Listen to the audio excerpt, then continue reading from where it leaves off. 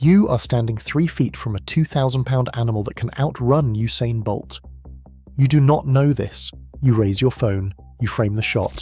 The bison's tail lifts like a flag, a warning you have never been taught to read. In 2 seconds, it will close the distance you thought was safe.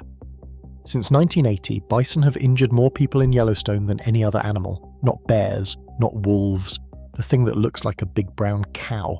80% of victims walked toward the animal themselves. They stood 3 to 6 feet away. They were taking photographs. The park gave you a 25-yard rule and a brochure. The bison gave you less than 2 seconds to understand you were already too close. The animal you fear is the grizzly. The animal that puts people in helicopters is the bison. Between 1978 and 2000, bison charged visitors 81 times. Grizzly bears injured 30 people in that same window. More than twice as dangerous.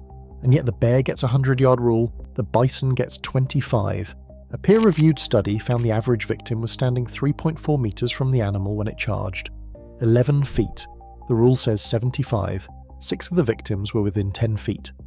The Centers for Disease Control's 2016 Morbidity and Mortality Weekly Report documented one person taking a selfie. The distance regulation exists. People violate it anyway. And the violation is not accidental. 48% of bison injuries happen while the victim is photographing the animal. The Centers for Disease Control blamed smartphone cameras directly.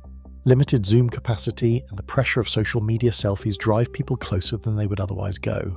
Your phone's bad zoom is a medical risk factor. Zoo Miami's Ron McGill explains the glitch in your brain.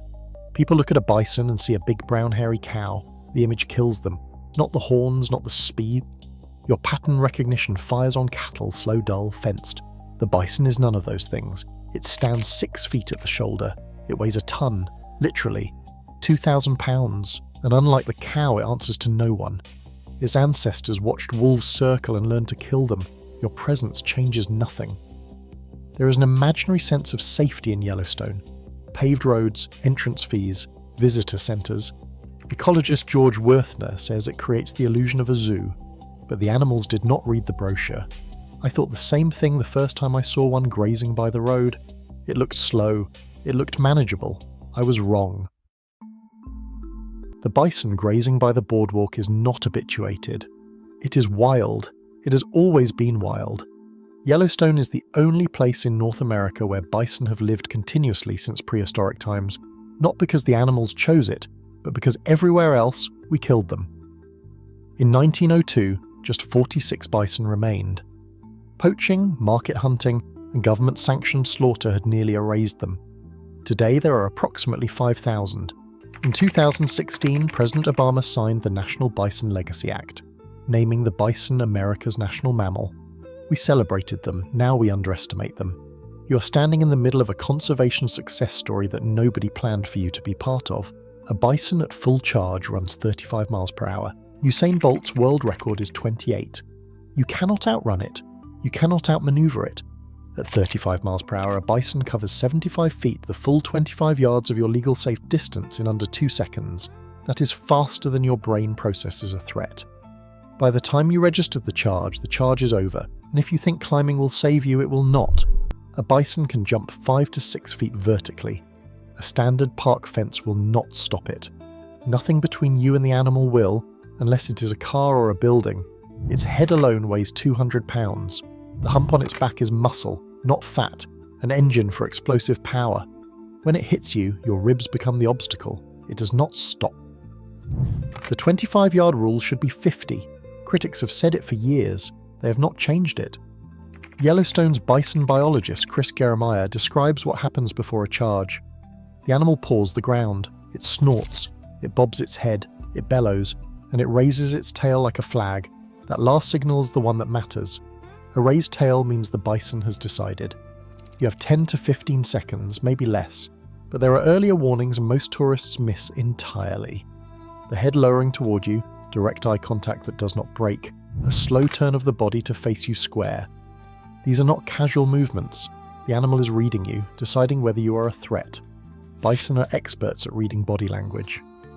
If you appear weak or frightened, you become the target. Most tourists do not know any of this. They see the tail go up and think nothing of it. They do not speak the language, and the bison, does not owe them a translation. July and August are when families flood the park. July and August are also our rut season. The male bison's testosterone spikes. The grazing animal you photographed in June becomes something else entirely. Aggressive, unpredictable, territorial, lone bulls are the worst. Research at Yellowstone found they account for a disproportionate number of human injuries. Without the herd to moderate behaviour, a solitary male during rut will charge with almost no provocation. The timing is not a coincidence. Peak tourist season and peak bison aggression overlap perfectly. The park does not close, the visitors keep coming, and every summer someone learns the hard way that the calendar was not on their side. On May the 30th, 2022, a 25-year-old woman from Ohio approached a bison at Black Sand Basin. She got within 10 feet. The bison gored her and tossed her 10 feet into the air. 10 feet close, 10 feet up. The symmetry is not poetic, it is physics. She was transported to Eastern Idaho Regional Medical Center with puncture wounds. 2 other visitors nearby were also violating the distance rule. They watched it happen. On July 17, 2023, Amber Harris was walking near Lake Lodge Cabins when a bison charged. Her fiancé Chris Whitehill watched it happen. He described what he saw. The bison struck her head on and she was airborne. She did 1 or 2 backflips in the air. She landed hard on her back, 7 vertebrae fractured. Both lungs partially collapsed. She was airlifted to Idaho. She survived. From her hospital bed, she got engaged to the man who watched her fly. On July 10, 2026, Carl Isom McDaniel was walking with his grandson through Bridge Bay Campground. The bison was lying down. It showed no aggression. Then it picked a target. Carl shielded his grandson. The bison threw him 8 feet into the air. His femur shattered in 4 places. From his hospital bed, he told reporters, he was not showing aggression or anything like that until it picked a target. That target happened to be me. He was not approaching the animal. He was not taking a photograph. He was walking through a campground and he became a target anyway. When asked about the bison, Carl said he did not want it killed. It was doing what wild animals do. The responsibility, he said, was on the humans who enter that space. On June 1st, 2024, an 83-year-old woman was walking near Storm Point Trail. A bison gored her and lifted her about a foot off the ground with its horns. She was airlifted by helicopter to Eastern Idaho Regional Medical Center. Her name was not released. Her age was 83 years old, lifted by the horns, flown out by helicopter. She survived. The bison was not removed. The park's official statement said the animal was defending its space, not attacking, defending. The language matters. In Yellowstone's framing, the bison is never the aggressor. You are. 4 of 5 bison victims in 2015 required hospitalization. 3 were evacuated by helicopter. The injuries are not bruises. They are goring wounds. Conrad and Bison, writing in Wilderness and Environmental Medicine, describe the mechanism as hooking. The horn enters and the animal twists, tearing tissue. Dr. Nicholas Kamen, an emergency medicine physician, puts it plainly. Goring can cause deep puncture wounds up to abdominal evisceration. In severe cases, the intestines come out. 63% of horn injuries hit the lower extremities because most victims are running away when they are struck. You turn your back. The horn finds you. You have probably never done the math. Most tourists do not. In 1902, Yellowstone's bison population had collapsed to 46 animals. Today there are approximately 5,000 bison in Yellowstone, the largest wild herd on public land in North America. In 1983, the park recorded 33 bison injuries in a single 3-year span, 10 to 13 people per year. Education campaigns dropped that number to less than 1 injury per year by 2014. Then the smartphone era hit. 2015 saw 5 injuries. 2022, 2023, 2024, 2025, 2026. The pattern has returned. Stand at Old Faithful on a July afternoon. Count the phones raised at the grazing bull. Count the feet between lens and horn.